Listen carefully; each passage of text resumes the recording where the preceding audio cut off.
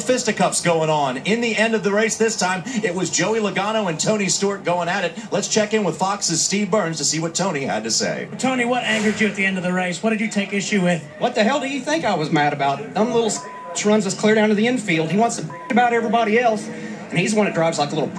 I'm gonna bust his ass. Thanks, Tony. TNT race break with Bob Dillner. Bob?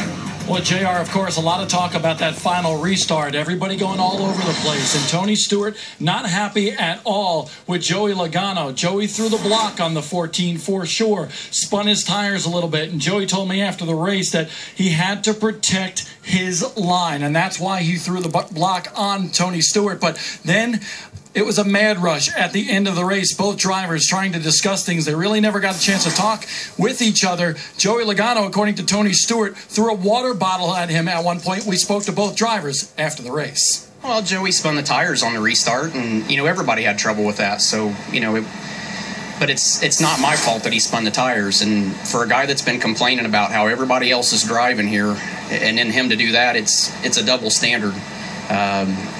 He makes the choice. He makes the decision to run us down there, and when you run a driver down there, then you take responsibility of what happens after that. So, he's a tough guy on pit road as soon as one of his crew guys gets in the middle of it.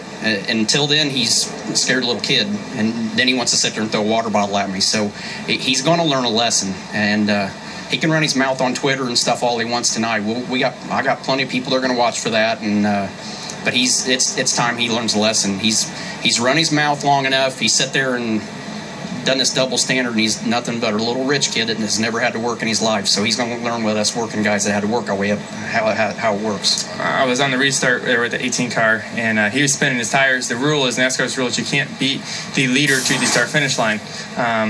So I was actually pedaling. I was like half throttle, which gave the 14 the run to get underneath me. And at that point, I blocked. That's what Tony's upset about. I understand that he's upset about that. If that was any point earlier in the race, that would be really dumb for me to do. The end of the race, I feel like, is what I had to do. Is I feel like if I got put 3 wide, that was going to be the end of my race. I wasn't going to win the race anymore. So I feel like I did what I had to do there to keep myself in position. I understand that frustrated him and made him angry, and I ran him down on the flat.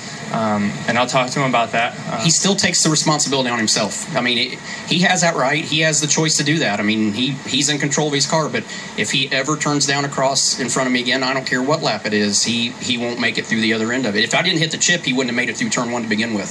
So, I'm tired of these guys doing that stuff, and especially out of a kid that's been griping about everybody else, and then he does that the next week. I mean, he's sent Denny to the hospital and screwed our day up. So, he's talked the talk, but he hasn't walked the walk yet. He's always got his crew guys walking the walk for him. He said he wants to call you this week. Will you accept that phone call? Hell no. If he wants to talk about it, we'll talk about it. So after he threw the water bottle at me like a little girl, we'll go at it now. I'm not going to listen. I got nothing. I don't care what he has to say. It's just words right now. Actions speak louder than words. So you can tell a lot of emotion between Tony Stewart and Joey Logano. Logano a little bit more subdued, trying to protect his version of the story.